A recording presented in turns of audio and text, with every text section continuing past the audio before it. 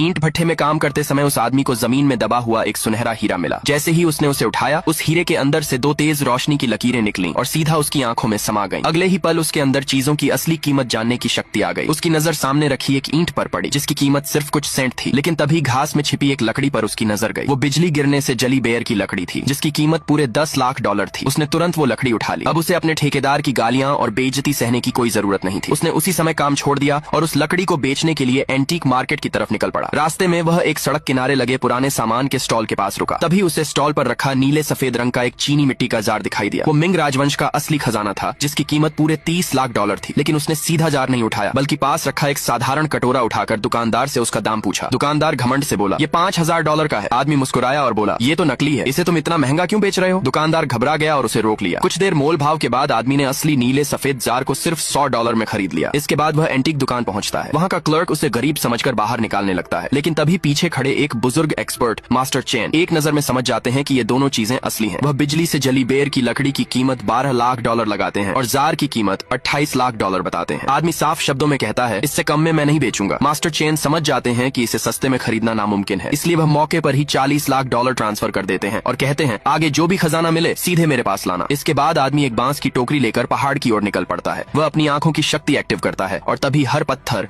हर मिट्टी, हर पौधे की कीमत उसे दिखाई देने लगती है। तभी उसे जमीन में दबा हुआ मिंग राजवंश का एक फूलदान दिखाई देता है जिसकी पूरी जोड़ी की कीमत 3 करोड़ डॉलर थी, लेकिन उसके हाथ सिर्फ एक हिस्सा लगता है जिसकी कीमत भी 1 करोड़ डॉलर से कम नहीं थी। इसके अलावा उसे 100 साल पुराना गैनोडर्मा और ड्रैगन नक्काशी वाला स्नफ बॉटल भी मिल जाता है। उसने समझदारी से सोचा कि सब कुछ एक साथ बेचना खतरे से खाली नहीं है, इसलिए उसने सबसे पहले कीमती फूलदान बेचने का फैसला किया। उसी समय एंटीक दुकान में एक खूबसूरत महिला CEO आई हुई थी। वह 20 मिलियन डॉलर देने को तैयार थी, बस उसे उस फूलदान का दूसरा हिस्सा चाहिए था। मास्टर चैन मना ही कर रहे थे कि तभी क्लर्क आकर बताता है, वो युवक आ गया है।